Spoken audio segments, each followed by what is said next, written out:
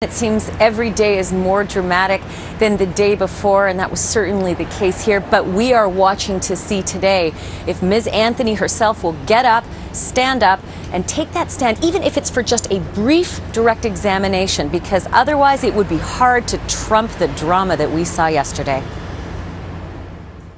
3 years of sorrow and strain spilled over the witness stand as George Anthony was reduced to a shattered man. You learned in December of 2008 that the remains of your granddaughter were found. What effect did that have on you? A deep hurt inside, and seeing what my wife and my son went through. Up to that moment, had you held out the hope that Kaylee would be found alive?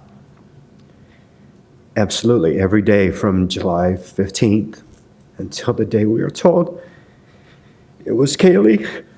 Casey was stone-faced, watching her father sobbing openly in court for the first time. His silent grief grew worse during sidebar until finally the lawyers took notice and took pity. Need a break, Mr. Anthony? No, sir, I need to get through this. I need to have something inside of me get through this. Do you need a break, Mr. Anthony? No, sir, I'm fine. Okay. And still no reaction from Casey as people sobbed in the gallery and a reporter left in tears. But his agony was far from over. He was then confronted with a suicide note he wrote in 2009. Prosecutors trying to prove he had no idea who killed his granddaughter, no matter what the defense says. She was so close to home. Why was she there? Who placed her there? Why is she gone? Why? For months, you and I always questioned why. I want this to go away for Casey. When asked why he wrote the note, I wanted to go.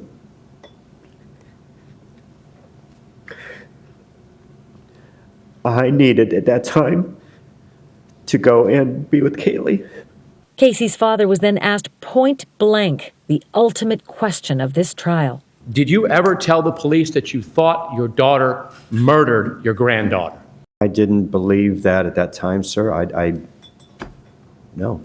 A shocking answer in a trial full of surprises, like Casey appearing without her lead attorneys. And though her competency was questioned just days ago, take a look at this. Ms. Anthony, do you want to answer that question now? Do you want to wait till Mr. Baez or Mr. Mason arrive? I can answer that now. Okay. I agree with Ms. Fennell. Thank you, ma'am. It is a rare day to hear Casey speak, yet we may be hearing more if she takes the stand.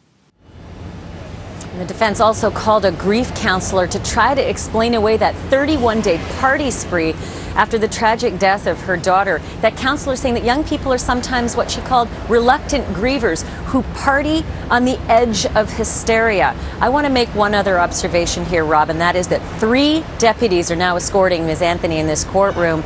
Used to be 2, but obviously things are getting a little more tense in this courtroom.